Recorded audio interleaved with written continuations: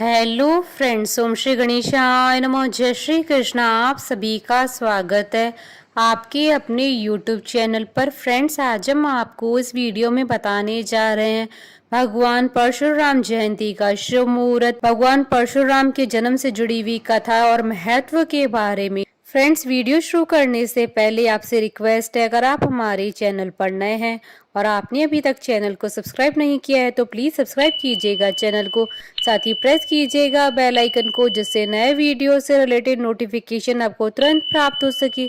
और वीडियो पसंद आने पर वीडियो को लाइक और शेयर जरूर कीजिएगा ताकि सभी भक्तों को इस वीडियो का लाभ प्राप्त हो सके। और कमेंट बॉक्स में ओम श्री गणेशाय नमः जरूर लिखिएगा।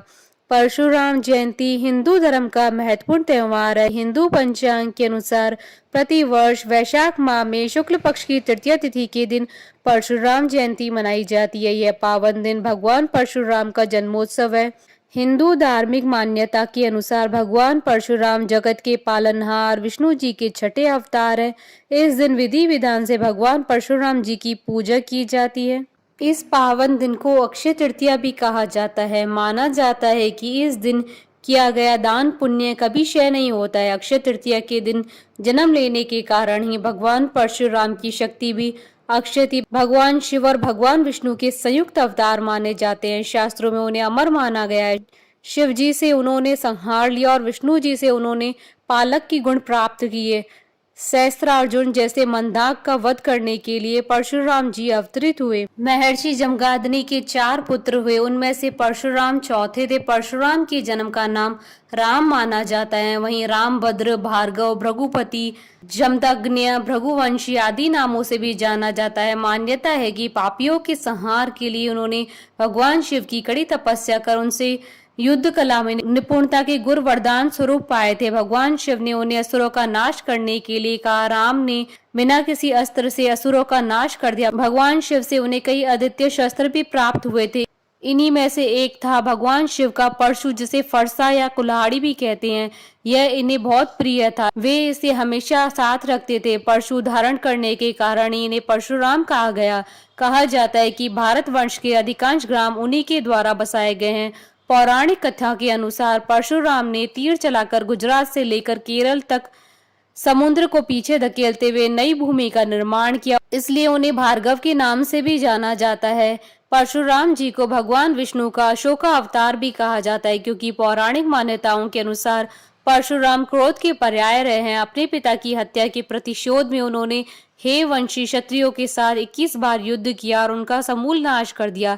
इसके पश्चात उन्होंने अश्वमेघ महायज्ञ किया और संपूर्ण पृथ्वी को महर्षि कश्यप को दान कर दिया। महाभारत युद्ध से पहले जब भगवान श्री कृष्ण संधि का प्रस्ताव लेकर धृतराष्ट्र के पास गए थे, उस समय भगवान परशुराम भी उस सभा में उपस्थित थे। उन्होंने भी धृतराष्ट्र को श्री कृष्ण की बात मान लेने के लिए कहा था। परशुराम का उल्लेख रामायण से लेकर महाभारत तक मिलता है। इतना ही नहीं, इनकी गिनती तो महर्षि वेद व्यास, अश्वत्थामा, राजा बलि, हनुमान, विभीषण, कृपाचार्य, ऋषि मार्कंडेय सहित उन 8 अमर किरदारों में होती है जिन्हें कालांतर तक अमर माना जाता है।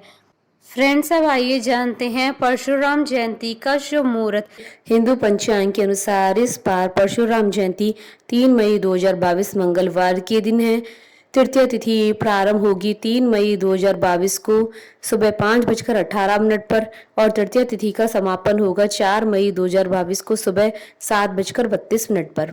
अक्षय तृतीया पर पूजा का शुभ मुहूर्त रहेगा 3 मई 2022 को सुबह 5:47 से दोपहर 12:24 तक। कुल अवधि 6 घंटे 37 मिनट है। और अक्षय तृतीया पर सोना खरीदने का शुभ मुहूर्त रहेगा 3 मई 2022 को सुबह 5:40 से रात्रि 11:55 तक। फ्रेंड्स, अब आइए जानते हैं भगवान परशुराम के जीवन से जुड़ी पौराणिक कथा के बारे में। भगवान परशुराम का जन्म ब्राह्मण कुल में हुआ था। वह ऋषि जमदाग्नि और माता रेणुका के पुत्र थे। ऋषि जमदाग्नि सप्त ऋषियों में से एक थे। कहा जाता है कि भगवान परशुराम का जन्म 6 उच्च ग्रहों के योग में हुआ था, जिस कारण से वे अति तेजस्वी, ओजस्वी और पराक्रमी थे। एक बार अपने पिता की आज्ञा पर उन्होंने अपनी माता का सिर काट दिया था और बाद में मां को पुनः जीवित करने के लिए उन्होंने पिता से वरदान भी मांग लिया था।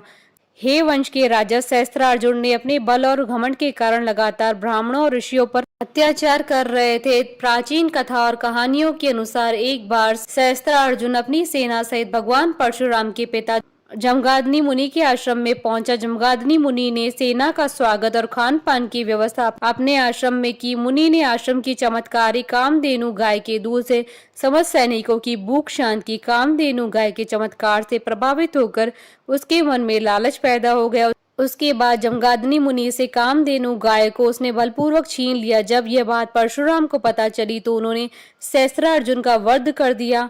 सहस्त्रार्जुन के पुत्रों ने बदला लेने के लिए परशुराम के पिता का वध कर दिया और पिता के वियोग में भगवान परशुराम की माता चिता पर सती हो गई।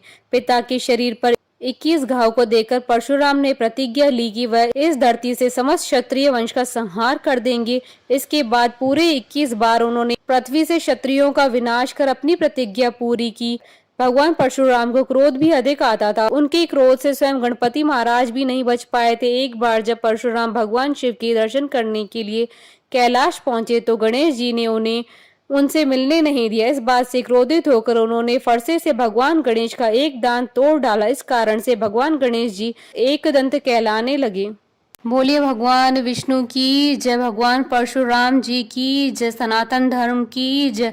हमारे साथ इस वीडियो में अंत तक बने रहने के लिए आपका धन्यवाद। ओम श्री गणेशाय नमः।